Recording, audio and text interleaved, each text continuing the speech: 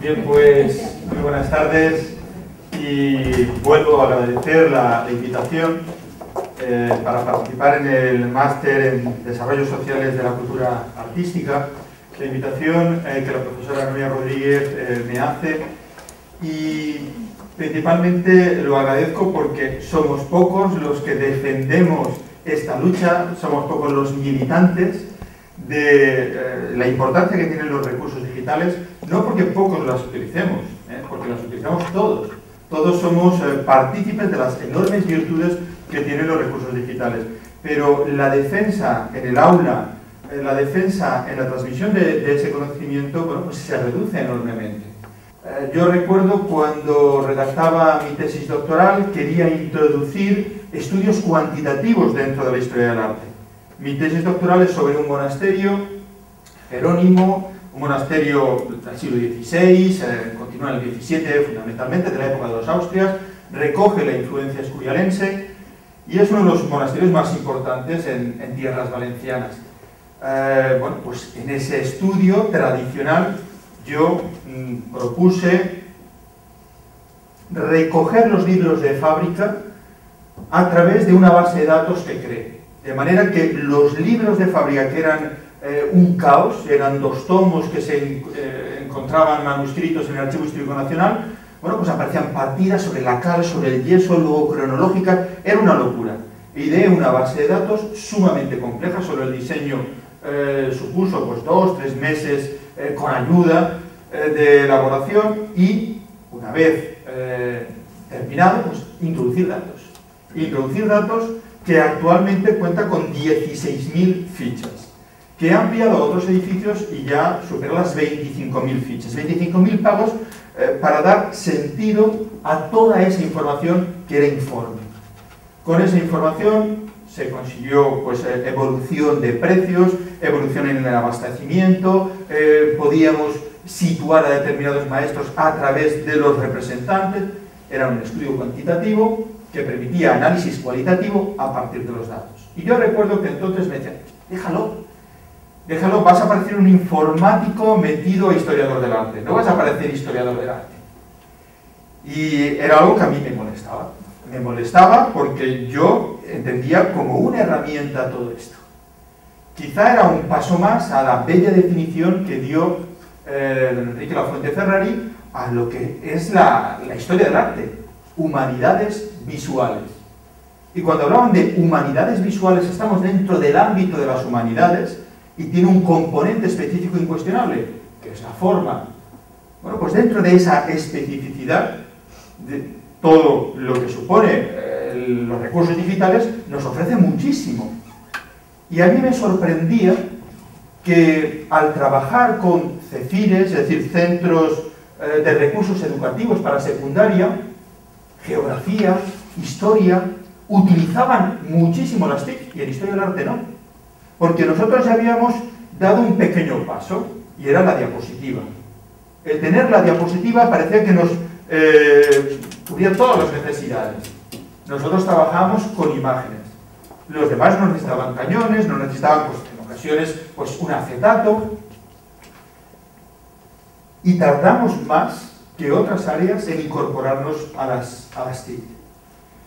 Por esto, yo creo que me satisface enormemente acudir a un foro donde se comparten esas inquietudes de cultura digital.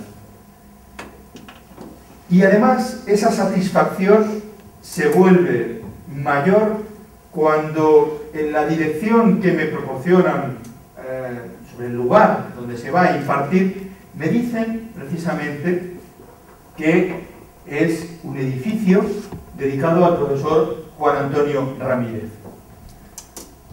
Yo tenía una relación simplemente profesional, porque fue invitado a algunas conferencias, por ejemplo, esta de géneros artísticos sobre ojos y objetivos, en la que participó en la Universidad de Valencia, y tenía una profunda admiración por el profesor Juan Antonio Ramírez.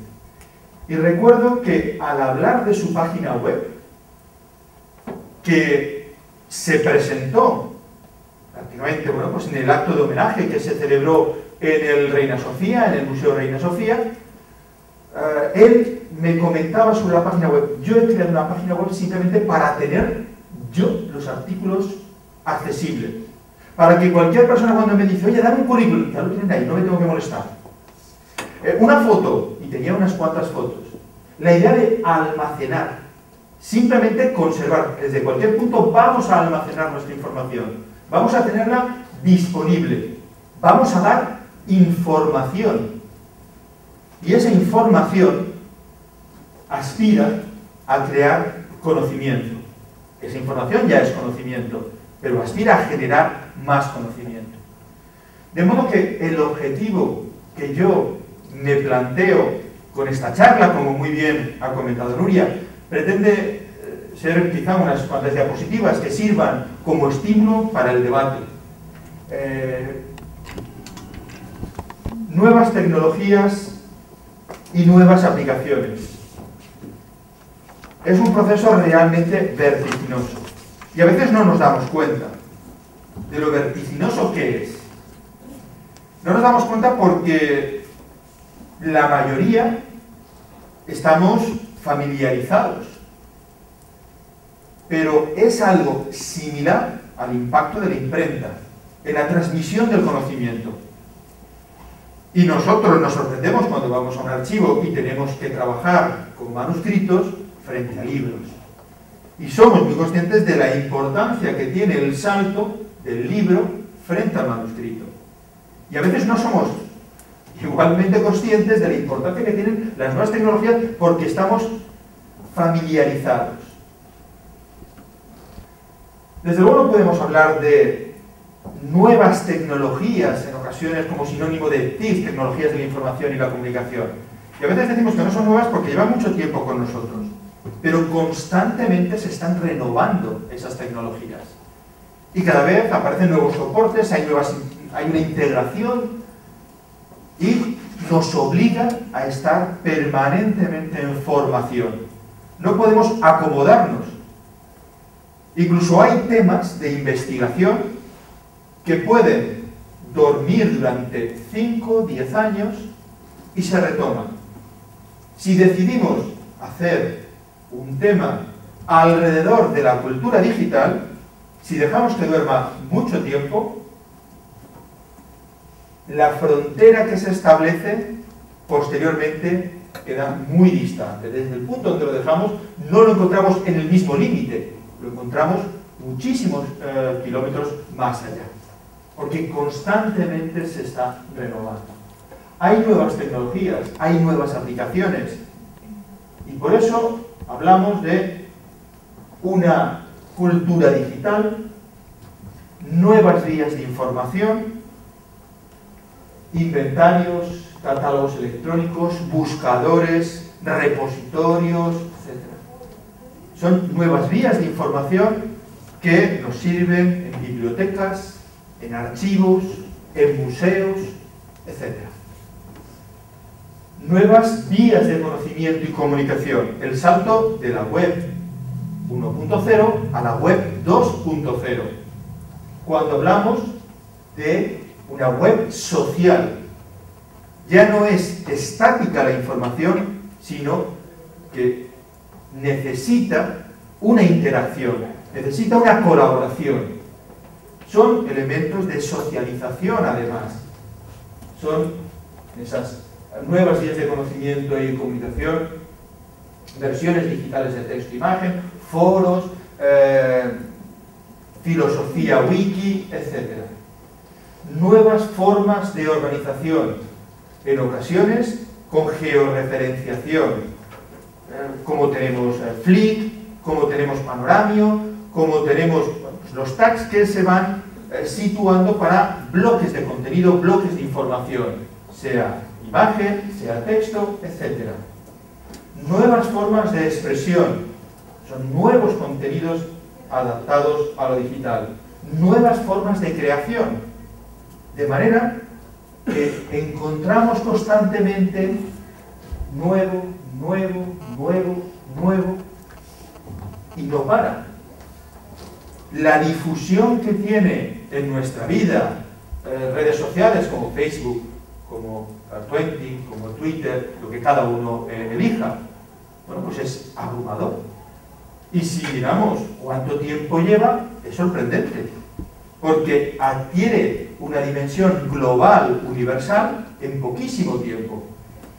Y se adapta a la investigación, se adapta a la docencia, porque estamos experimentando continuamente. Experimentamos con nuevas posibilidades. Ese proceso vertiginoso, y también haciendo justicia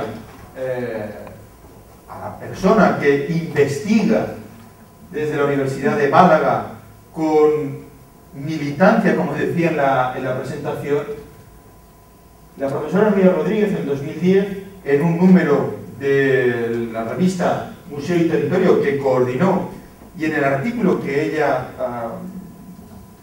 expone precisamente sobre estos temas, habla del impacto de la cultura digital en la investigación y señala estos campos. ¿Qué impacto tiene esta cultura digital en la investigación? Por un lado, como hemos visto, al analizar esa importancia de lo nuevo, nos enfrentamos a nuevos métodos de clasificación, búsqueda y recuperación de la información. Podemos clasificar sin necesidad de aspirar a que otros lo encuentren, simplemente me sirve para tenerlo como elemento de conservación, como elemento de preservación, como un elemento de búsqueda. Vamos a facilitar que otros encuentren esa información o que yo mismo la encuentre en la forma en la que la clasifico. Búsqueda, recuperación de la información. Tenemos tecnología de la imagen y reconstrucciones o recreaciones virtuales. Realidad virtual, realidad aumentada, inmersiva, nuevas posibilidades y que suponen retos para los historiadores del arte y alrededor del patrimonio general fundamentales. Cuando a principios del siglo XX se pronunciaba una conferencia, incluso salía en la prensa si alguien cedía la superficie de cristal o la diapositiva para poder proyectar. Y esto salía en la prensa como algo novedoso. La posibilidad de enfrentarse a una obra fuera del lugar donde estaba esa obra no era habitual. Nosotros hemos vivido una revolución a través de la fotografía y vivimos una revolución mucho mayor a través de las tecnologías de la información y la comunicación. Pero hay muchísimas facetas que todavía están balbuceando en cuanto a su investigación, en cuanto a su desarrollo. Esa tecnología de la imagen, que es fundamental para los historiadores del arte, que nos dedicamos a esas humanidades visuales, es un campo evidente. El ámbito de Internet, la información estática de la web 1.0. Yo cuelgo la información que quiero que otra persona pueda recibir y es algo estático. El que está a la otra parte no puede reclamarme más, no puede navegar de una manera libre y construir esa información. La web 2.0 es una web colaborativa. La web 3.0 es una web semántica, que es en lo que precisamente se está trabajando actualmente. Como impacto de la cultura digital en la investigación, podemos citar también las nuevas formas de creación. Ya no solo utilizamos estas herramientas para analizar el pasado y en ocasiones nos enfrentamos a una simple traslación de técnicas tradicionales a nuevas herramientas. Antes se utilizaban unas fichas que se ordenaban en cajas de zapatos y en lugar de utilizar esas cajas de zapatos o de cualquier otra naturaleza, pues tenemos ficheros. Y tenemos en la misma organización, bueno, pues ese tipo de estructura ha cambiado y tenemos nuevos modelos de investigación, nuevos modelos de enseñanza, pero también debemos incluir nuevas formas de creación que hasta el momento no se habían producido. Y debemos entender también esto, incluso cuando hablamos de museología, de patrimonio, la imagen pública que trasladan los museos, las instituciones, son objeto de estudio. Son, por lo tanto, nuevas formas de análisis que comprenden esa incidencia del medio digital. Y, como adelantaba, podemos no solo analizar, sino transmitir a través del proceso enseñanza-aprendizaje nuevas herramientas que enriquecen enormemente el proceso. Me interesa, dentro de ese impacto de la cultura digital en la investigación, el mostrar las herramientas que nos brindan las tecnologías de la información y la comunicación. Nuevos métodos de clasificación, búsqueda, recuperación de la información. Realmente presentan grandes ventajas, pero también enormes retos, enormes dudas. Me interesa el hablar principalmente de la web 2.0, la web colaborativa, no porque excluya la web semántica, no, simplemente porque yo no estoy desarrollando actualmente ese componente. Me interesan mucho las nuevas formas de análisis, estudios culturales sobre la incidencia del medio digital en los estudios, principalmente de historia del arte, y aplicar la investigación también en el ámbito docente. Es decir, utilizar las tecnologías de la información y la comunicación no solo en la investigación, sino trasladarlo a la docencia.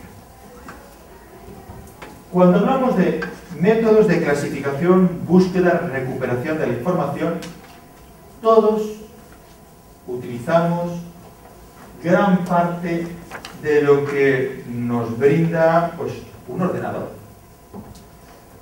Simplemente con un tratamiento de texto, con una hoja de cálculo, con bases de datos relacionales, documentales, bases de datos no estructurados. Aplicamos métodos cuantitativos en la historia del arte, en algunas ocasiones.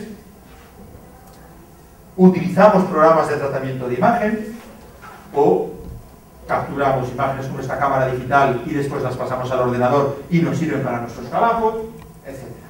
O las capturamos de internet y tratamos esas imágenes para la aplicación que necesitemos. Todos prácticamente utilizamos estas herramientas.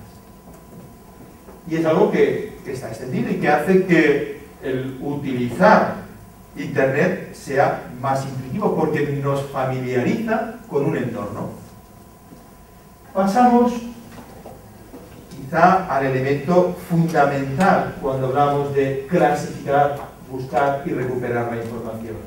Repito, cada uno de nosotros clasifica, recupera esa información, la búsqueda, a través de lo que hace en su ordenador. Pero de un modo más general, utilizamos, obviamente, Internet. Y Internet lo podemos utilizar para buscar, pero también para que encuentren lo que nosotros queremos, en la medida que podamos controlarlo, porque no todo podemos controlar. Sistemas de clasificación, búsqueda y recuperación de la información a través de Internet. Como todos saben, si conocemos la dirección exacta, podemos crear esa dirección, o tenemos un hipervínculo, o lo ponemos en favoritos y acudimos a ese lugar de confianza para buscar, recuperar información. En muchas ocasiones utilizamos buscadores. Los generales, Google, Bing, Yahoo. Y les pido en este punto un ejercicio mental. Recuerden las últimas consultas que hayan hecho y el número de respuestas que les ha salido para esas consultas. Y piensen en los años que lleva cualquiera de estos buscadores. ¿Qué va a ocurrir con ese ritmo de crecimiento? Ahora es útil, nos proporciona información, pero el objetivo era precisamente mostrar información, no es estrictamente conocimiento. Y probablemente el problema no será acceder a la información, sino seleccionar esa información, que esa información nos llegue sin ruido, sin eco, que nos llegue de la manera más directa. Para eso, Google, por ejemplo, tiene Google Libros, Books, o Google Académico, y ya selecciona. Y aún así, crece enormemente. Es una forma de seleccionar, de establecer una serie de límites a esa información abrumadora. Precisamente la desinformación puede llegar por exceso de información. No tenemos la información precisa para tomar las decisiones adecuadas. Podemos utilizar cualquiera de estos buscadores y, según los casos, es oportuno utilizar unos frente a otros. Es significativo poner a prueba los mismos buscadores, o distintos buscadores, perdón, con la misma consulta, porque los resultados son diferentes y podríamos ver la ordenación, el posicionamiento de las diferentes páginas web que nos devuelven estos buscadores. Para evitar esa información abrumadora que va creciendo, hemos hablado de secciones dentro de esos buscadores que dirigen hacia una selección de la información que se rastrea en la red. Pero también existen portales especializados. Portales especializados, bases de datos especializadas, que obviamente nos ofrecen una información más precisa. Bases de datos de arquitectura, bases de datos de cine, bases de datos de revistas de historia del arte, bases de datos de bibliografía de historia del arte internacional. Algunas con texto completo, otras simplemente referencias. Son portales especializados, bases de datos específicas que van a dirigir mucho más nuestra consulta. Son, por lo tanto, fuentes de información y herramientas de búsqueda especializadas, como bases de datos de acceso a fuentes primarias originales, archivo, o editadas, hemerotecas, bibliotecas, fuentes bibliográficas, bases de datos de referencias bibliográficas, bases de datos de imágenes, contenidos audiovisuales, etc.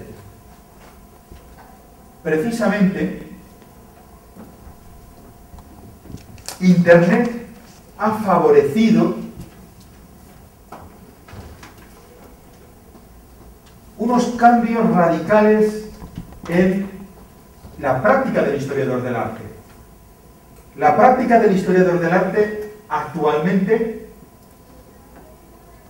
se caracteriza por la inmediatez en ocasiones a la información, tanto la que recibe como la que puede emitir, a una democratización. Obviamente no es equiparable la presencia de Internet en unos países que en otros, pero si comparamos el coste de un puesto de Internet o tener bibliotecas buenas para poder investigar, desarrollar una investigación, vemos que es evidente la democratización que supone en la formación, en la transmisión del conocimiento.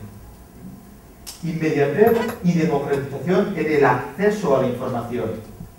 Sin embargo, esto no significa que trabajemos menos actualmente. No nos piden un artículo o un libro cada cierto tiempo, sino que nos piden producir y producir en competencia.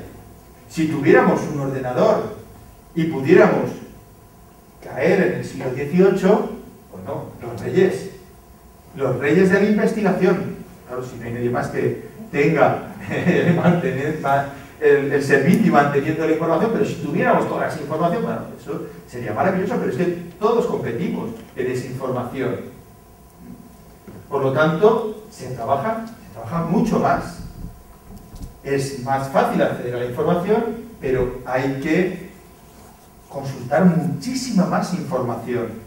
Que anteriormente, simplemente una nota a pie de página nos daba una referencia. Los catálogos manuscritos o mecanografiados de las bibliotecas nos daban referencias. Y a partir de esa referencia, de esa cita, arborescentemente el conocimiento iba creciendo. Ahora, simplemente con un clic, bueno, pues aparece ese listado arborescente que exige una rapidez en el trabajo. Por lo tanto, inmediatez y democratización en el acceso a la información, pero facilita para producir más. Y principalmente, un objetivo fundamental: información no es conocimiento. De hecho, comparo a través de la fuente que tiene en la parte inferior la diferencia entre información y conocimiento. Podemos tener mucha información y en ocasiones todos habrán vivido la obsesión por tener las fotocopias cuando llega un examen. Y circulan las fotocopias y no sabemos si nos sirven, pero ¿qué es una copia? Es tener esa información. No sabemos si vamos a tener tiempo para deglutir esa información, pero nos tranquiliza disponer de esa información. Pero eso no significa conocimiento. Conocimiento significa que hay que leer, que hay que comparar, y ahí podríamos llegar, después de ese análisis, a una síntesis que nos permita aprovechar en el examen esas fotocopias. La información es algo externo, el conocimiento es interiorizado. La información es informe. Es como la consulta y miles o incluso millones de páginas web, que no vienen jerarquizadas por su importancia, sino en ocasiones por técnicas de posicionamiento que no tienen nada que ver con la calidad del texto ahí presentado. Es informe, el conocimiento es estructurado, la información es rápidamente acumulable, podemos añadir más y más y más. El conocimiento puede crecer lentamente, porque necesitamos interiorizar, estructurar, etc. La información se puede automatizar. El conocimiento solo es humano. Precisamente esa web 3.0, esa web semántica, intentaría establecer un puente entre estos ámbitos. Precisamente el conocimiento humano crea herramientas que permitan que esa información llegue casi a conocimiento, o facilite que se convierta en conocimiento. La información es inerte, el conocimiento conduce a la acción. Fíjense en este consejo ante el joven investigador, la persona joven que se inicia en el trabajo como historiador. Quien tiene que escribir ha de leer mucho, ha de meditar, ha de escribir y borrar mucho, y luego publicar una muy pequeña parte. Paréceme, si no sufro engaño, buena esta proporción: la lectura sea como de 5, la meditación como de 4, la escritura como de 3, que luego la lima reducirá a 2, y de estos 2 sacar a la luz pública 1. A esta empresa de importancia capital, acérquese con el pecho más sosegado y exento de pasiones que a cualquier otra. Luego de haber pedido a Dios venia y paz. Aquí, además de ese código deontológico, citar correctamente, nos habla de ese proceso sosegado, meditado, de la construcción histórica, del trabajo del historiador. Hay que leer mucho, hay que meditar, hay que escribir, hay que seleccionar. Y esto lo decía en el siglo XVI Juan Luis Vives. Y es exactamente lo mismo que nos puede servir a nosotros hoy en día, cuando hablamos de información y conocimiento. Estamos en puertas de una revolución también. Yo hablaba de la revolución digital y el impacto que tiene, similar al de la imprenta, cuando desde 1500 hablamos de libros y anteriormente de incunables en el siglo XV. Pero en los inicios de ese proceso, en los inicios, ya está señalando, bueno, pues la importancia de la lectura crece enormemente. Y además, con esa democratización, lo que ocurre es que se favorece la facilidad para publicar. De modo que hay inmediatez y democratización en el acceso a la información, pero también en la difusión de nuestra investigación. Y esto aumenta considerablemente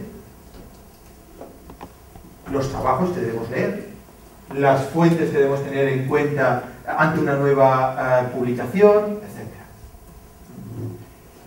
Inmediatez y democratización. Eso está francamente bien. Cualquiera puede volcar en Internet un trabajo del que se siente orgulloso y que empiece a circular. Tenemos personas que simplemente acuden a los lugares, bailan, lo cuelgan en Internet y son famosas, y los distintos estados les ofrecen incluso dinero para que acudan a un lugar, bailen y aparezca en YouTube, concretamente. Simplemente porque ha creado una expectación. Inmediatez, democratización y la difusión de la investigación. Fantástico para todos nosotros, pero todavía hay una serie de prejuicios. Si nosotros publicamos en un blog, no va a contar tanto como si publicamos en una revista digital. Es una revista. Y si publicamos en una revista digital, probablemente, en la mayoría de los casos, no va a contar tanto como si publicamos en una revista en formato papel. Existen esos prejuicios. No se está analizando la calidad del trabajo, se está analizando el formato, el ámbito en el que presentamos o difundimos nuestra investigación. Y puede ser el mismo trabajo, pero desde luego no se va a evaluar. Porque las evaluaciones principalmente asumen las evaluaciones previas. Y una evaluación previa, una revista que tiene una revisión por pares, un comité científico, etc., ya filtra la calidad. Dice, esto no tiene calidad, esto tiene calidad. Un blog no presenta ese filtro para, repito, muchos sistemas de evaluación. Estamos ante esos prejuicios. Sin embargo, actualmente vivimos un momento que yo creo que va a ser de inflexión. Y la inflexión viene dada por un tema económico. No se puede mantener el ritmo de publicaciones que hemos vivido durante años, y una forma de abaratar es pasar a la publicación digital. ¿Significa que va a desaparecer en formato papel? Pues durante algunos años seguro que no. Durante muchos años, tal vez, según el criterio o el término muchos, ¿no? Pero durante algunos años, desde luego, no va a desaparecer. Y tenemos situaciones recientes, como por ejemplo, bibliografía de historia del arte, la base de datos más importante sobre historia del arte en el mundo, que fue desplazando a otras, y de la noche a la mañana dijeron, no se suministra. Y nos quedamos sin VHA. Desaparece y ya no sabemos muy bien qué es lo que debemos hacer. Bueno, pues la nueva oportunidad es la publicación digital, sin lugar a dudas. Repositorios institucionales. Las diferentes instituciones van creando repositorios que permiten seleccionar y difundir la investigación de las personas de esa institución o personas que libremente cuelgan en esos repositorios, etc. Y nos encontramos con un cambio de actitud que dentro del ámbito de la historia del arte, específicamente en humanidades en general, es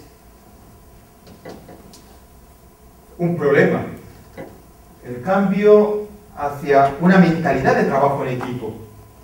Los proyectos tienen que ser multidisciplinares, transdisciplinares, interdisciplinares. A veces es más importante que las personas lo sean. Y tener equipos que comprendan lenguajes o que sean multilenguaje. Pero de ese investigador aislado a equipos, es evidente que todos estamos familiarizados, ¿no? El paso que estamos viviendo. Y a través de Internet encontramos en gran medida respuesta a este reto para los historiadores.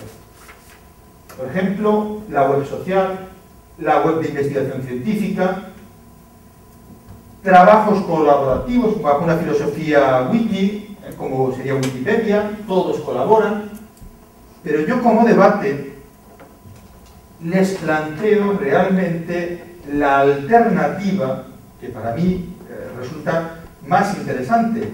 Si hablamos de ámbito científico, creo que es importante que se trabaje en equipo, pero debe estar muy clara la propiedad intelectual. Si no un trabajo, si no va firmado, si no hay una autoría, no se puede pedir una responsabilidad ante ese trabajo. La propiedad intelectual bajo redes de colaboración es un sistema intermedio. Y en ese punto es donde quería exponerles algunos de los trabajos, algunos de los proyectos en los que recientemente pues, dedico algunos esfuerzos. Hay algunos muy generales, otros muy concretos, como los que yo les traigo, como son trabajos, por ejemplo, de diversidad geográfica. Un proyecto dirigido por el profesor Amadeo Serra, Ciudades de Nueva Fundación, que unía a especialistas italianos, Sicilia, Roma, otras ciudades italianas, Madrid, desde la UNED, la Universidad Nacional de Educación a Distancia, y la Universidad de Valencia, nuestra universidad. Bueno, pues creamos precisamente una base de datos a través de una plataforma de aula virtual para poder trabajar en equipo. Fue una cosa muy sencilla, sumamente sencilla, pero íbamos completando las fichas con una sencillez, bueno, pues que no supuso una inversión elevada, en absoluto. Ese fue un proyecto. Otro proyecto fue CREA, el Espacio Colaborativo de Recursos Educativos de Historia del Arte. Es un acrónimo que es Grupo de Innovación Docente del Departamento de Historia del Arte de la Universidad de Valencia y responde, como ya he adelantado, Espacio Colaborativo Recursos Educativos e Historia del Arte. Este proyecto surgió, pues, por darle una carga dramática a finales del siglo pasado, para que parezca que se hace más tiempo, ¿no? A finales del milenio pasado. Así acentuamos el paso del tiempo. Y simplemente perseguía crear una base de datos donde poder administrar el material docente del profesorado. No era más que eso, una base de datos. Con un ordenador, y a ese ordenador podría ir cada profesora que tuviera una clase y grabar en un CD-ROM entonces eran CD-ROM, lo que iba a exponer. Iba a poder recuperar esa información. Por falta de apoyo, falta de interés, por soledad, pues el proyecto no continuó. Y salieron unas ayudas en el año 2007 precisamente pues, para crear grupos de innovación docente.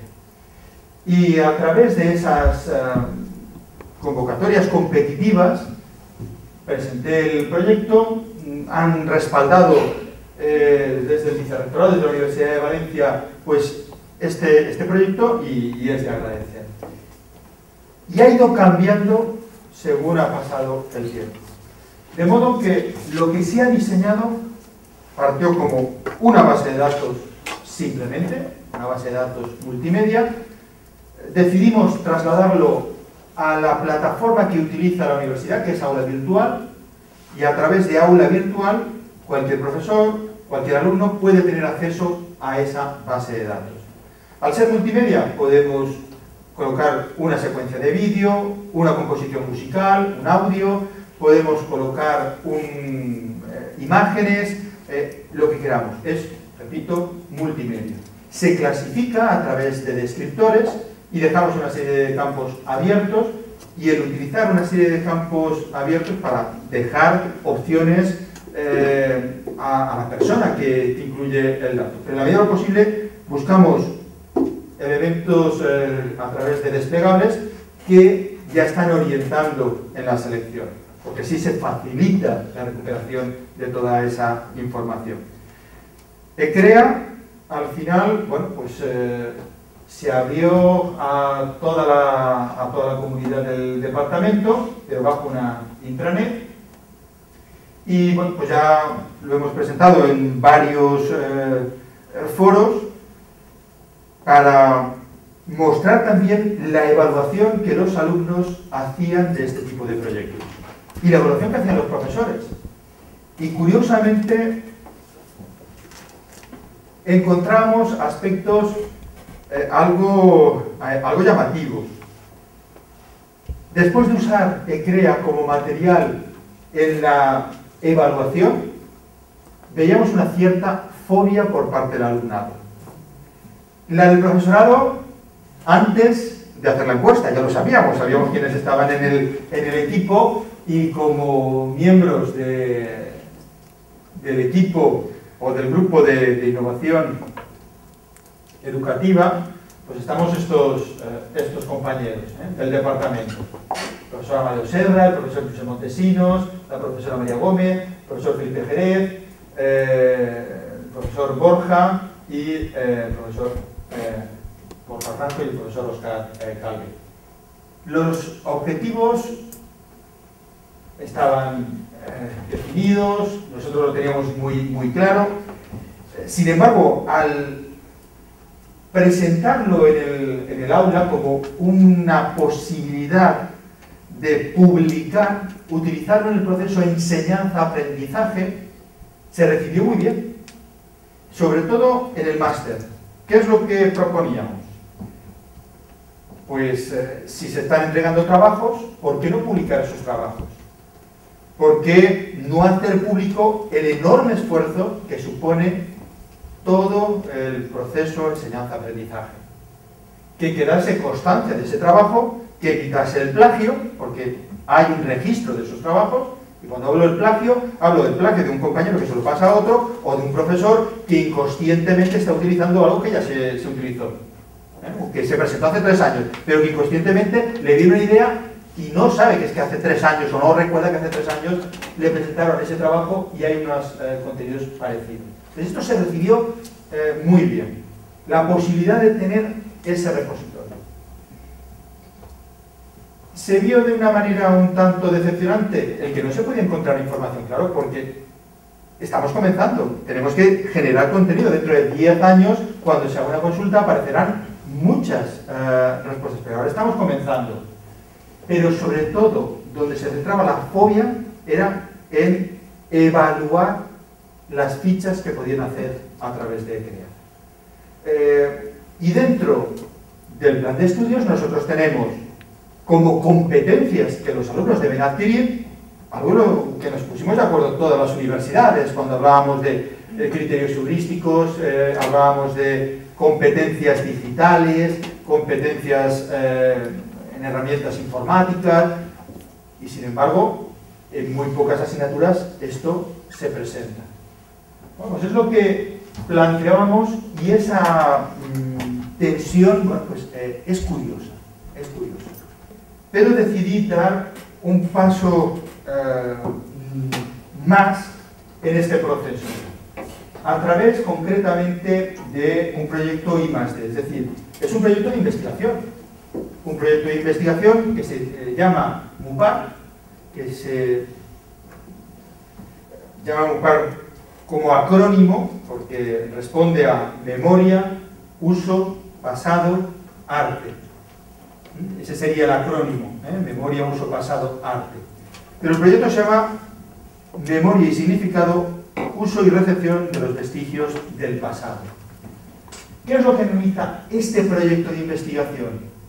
No el momento creativo, no el momento creativo de una obra de arte. Lo que nos interesa es la historia de los objetos artísticos, la evolución de las obras a lo largo del tiempo, cómo quedan resemantizadas las obras, cómo se les dan nuevos significados a través de restauraciones, a través de añadidos, en ocasiones a través de mutilaciones.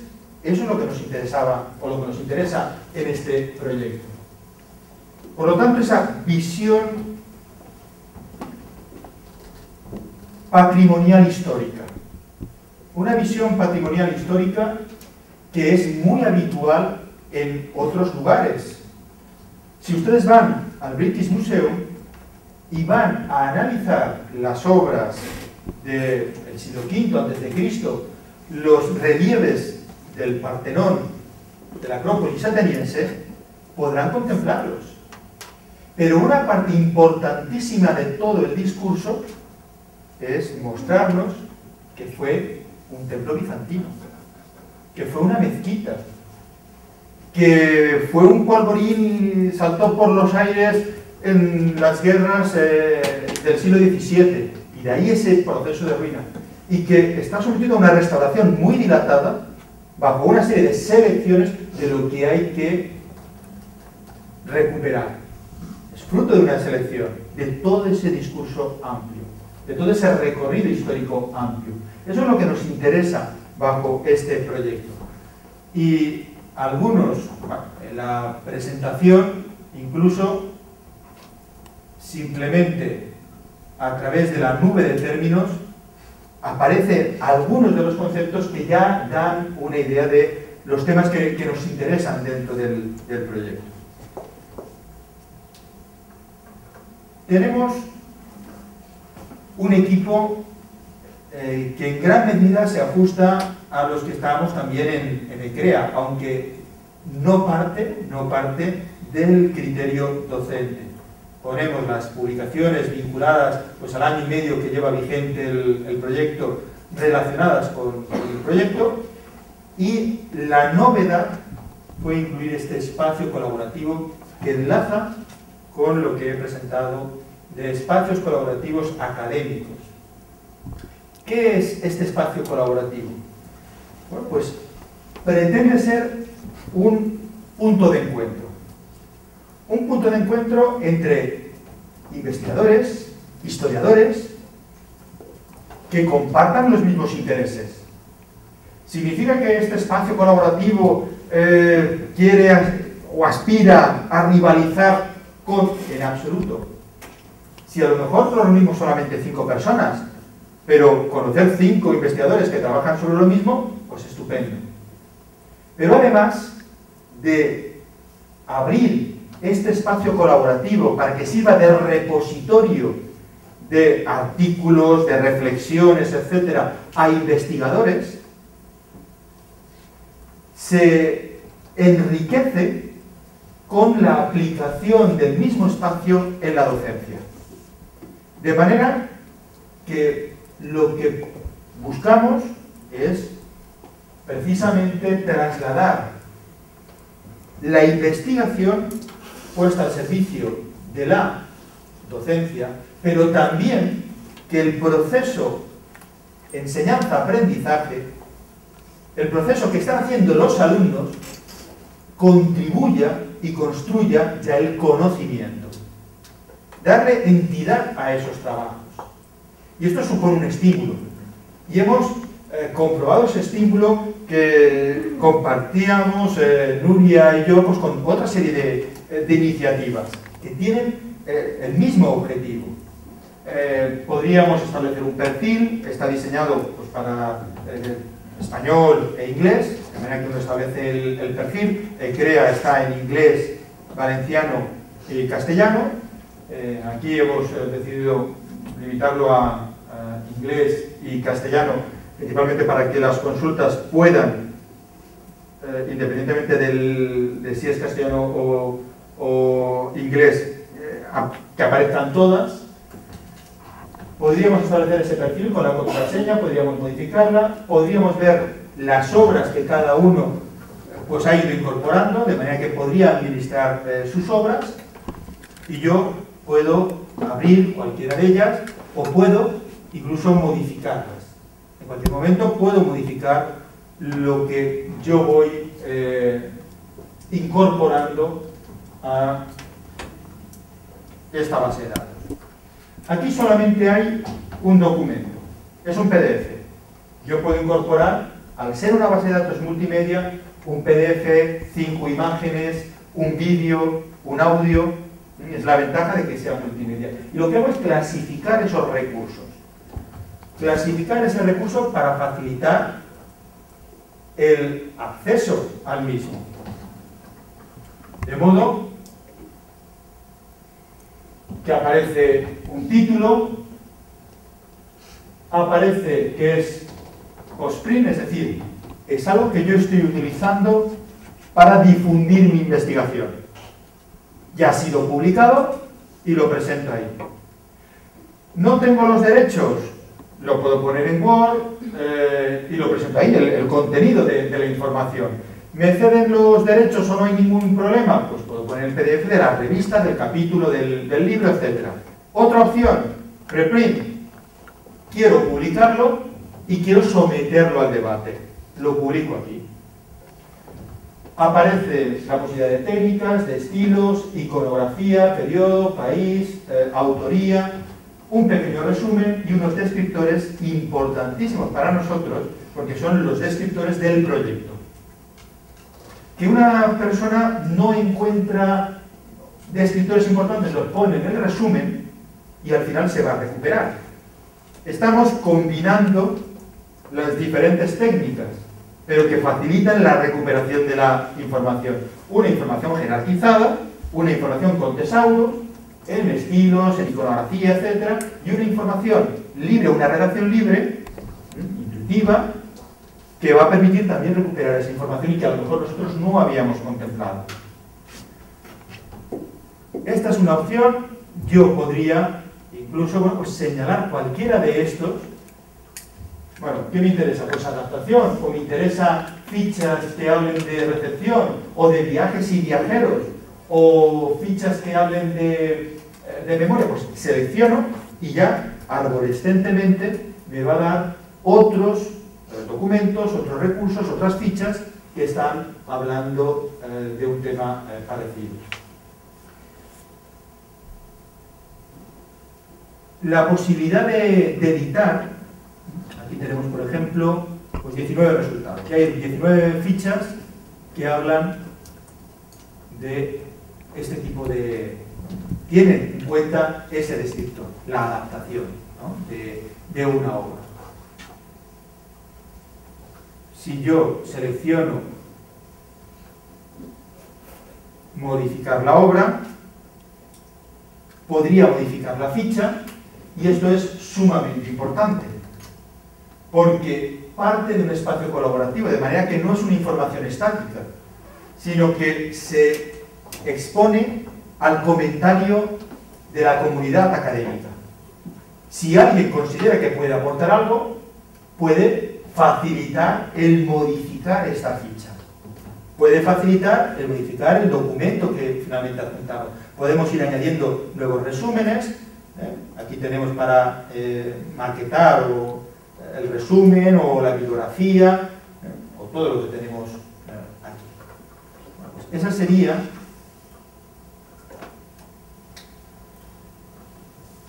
la opción al ver mis obras, el gestionar mis documentos. ECREA lo que brindaba a los profesores es que gestionasen sus documentos. Aquí lo que estamos facilitando es que uno gestione lo que es de su interés, lo que está subiendo, lo que está aportando y que va a poder modificarlo. Para añadir cualquier obra, una vez estamos registrados, podríamos ir abriendo cada uno de los campos y aparecen descriptores como o tesauros que nos permiten clasificar. Tenemos para todos los, incluso para iconografía, por ejemplo, desarrollamos el icon class pues hasta un cuarto nivel. Y si ponemos una palabra, pues ya nos dice en qué lugares de la icon class podríamos clasificar esa iconografía, si fuera necesario. Los descriptores, etc. Pues así se añadiría. Los países están todos del mundo, de manera que no tenemos ese problema a la hora de decir Spain, España, está todo jerarquizado. En búsqueda avanzada, nosotros ya tenemos muchísimas más opciones que en la búsqueda tradicional, la que podríamos realizar de esta manera. Y bueno, yo como administrador tengo una relación de las personas que van incorporando en el caso de tener que eliminar a alguien, etc. Y sirve como criterio docente. ¿Cómo se ha aplicado como criterio docente? Pues los alumnos, dentro de la orientación del proyecto, dentro de la orientación de la asignatura Patrimonio y Museología e Historia y Gestión del Patrimonio, lo que se les ha pedido es que hagan una ficha de la historia de una obra de arte, de un monumento, que muestren esa evolución, que muestren esa visión histórica patrimonial. Esta alumna ha subido varios documentos, ha subido un vídeo, ha subido una imagen y ha subido el trabajo. Lo que está aquí es el trabajo, el PDF es el trabajo, pero para facilitar que otras personas puedan acceder a esa información, lo que hace es clasificarlo. Título: Guernica, trabajo de clase, arte del siglo XX, iconografía, digamos una iconografía por historia, periodo 1937, país, España, autoría de la ficha, Beatriz, un pequeño resumen, pone los descriptores, una bibliografía perfectamente maquetada, una serie de enlaces, y aquí aparecen los comentarios que han ido dirigiendo. Me ha gustado este trabajo, tal vez sería oportuno poner en el índice el número de páginas a un enlace y añadir una conclusión. También para aprovechar el carácter multimedia del espacio podría añadir un vídeo o una imagen. Este comentario sirve precisamente para mejorar. Cuando se entrega un trabajo, los errores los sabemos en la nota. Aquí este comentario ya está al servicio de todos los alumnos y todos saben que lo que está pidiendo un tal Luis, que debe ser malísimo, malísimo y que tiene pinta de profesor, por el nombre, es que quiere un índice, que quiere páginas, que quiere bibliografía y que quiere una conclusión. Entonces, a la hora de subir los documentos, los retenían simplemente para ver los comentarios, pero la nota se realizará al finalizar todo este proceso. El interés que han mostrado por el proyecto pues es realmente esperanzador. El interés por ver publicadas las obras, no todas van a quedar publicadas, solo las que tengan una calidad. Ahora estamos trabajando con todas ellas y luego se van a filtrar muchas, porque no tienen la calidad suficiente como para que quede... aquí ya hay personas que no quieren que aparezca publicado y pueden firmar con un alias también, se mantiene esa intimidad. Hay, por ejemplo, muchos documentos sobre el Gran Monasterio de Valldigna, que según la Ley de Patrimonio Cultural Valenciana de 1998 es la representación de todos los valencianos, y bueno, pues aquí tenemos una ficha parecida donde clasifica, donde tenemos una serie de comentarios. Incluso hay algunos que son muy sinceros, lo titula Dura competencia. Es un trabajo sobre el mismo edificio, sobre el que versa el mío, y me ha gustado mucho. De hecho, si pudiera, desharía el mío y volvería a escribirlo. Puede hacerlo, incluyendo muchas cosas que no incluí, que este trabajo lo ha hecho y quedan estupendas. Pero bueno, ya es una declaración y se muestra ese criterio colaborativo, que incluso finalmente pues podrían firmar puntos si alguno está de acuerdo, etc. Pero la intención es abrirlo e invitar a que todos participen, que si se sienten interesados por el proyecto, cuelguen ahí material que les resulte, o que comenten una obra. Simplemente con una imagen y una ficha es suficiente, no hay que adjuntar un trabajo, y que si quieren hacer comentarios de los trabajos ya realizados, se van a decir, bueno, pues hay algo parecido aquí en Málaga, o conozco este caso, pues es algo que puede enriquecer mucho. Y es algo a lo que aspiramos, llevar este proyecto no solo a un intercambio entre clases, sino realmente entre universidades. Entre universidades que supere en ocasiones las limitaciones que nos brindan los planes de estudio. En ocasiones, incluso con los Erasmus, esto se enriquece enormemente. Hay dos trabajos del Castello de Sant'Angelo, hay trabajos ya de una gran diversidad precisamente por esa realidad. Bueno, pues lo que se está abriendo ahora es el trabajo en sí, ¿no? El trabajo en sí, que si se guarda y se abre en el ordenador, pues tiene una calidad mejorable y una previsualización que permite al menos el ver a través de este tipo de programas si es factible o no. Incluso a la hora de la presentación del espacio colaborativo brindamos asesoramiento, brindamos referencias a programas gratuitos para convertir formatos y que sean compatibles. Hay una posibilidad también para conectar con o contactar con el administrador, resolver problemas técnicos, etc.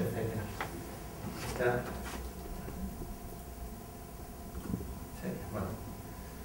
Y yo creo que hasta aquí puedo poner más ejemplos, puedo poner muchos ejemplos, pero yo creo que básicamente esto sería lo fundamental para iniciar el debate. Pues muchísimas gracias.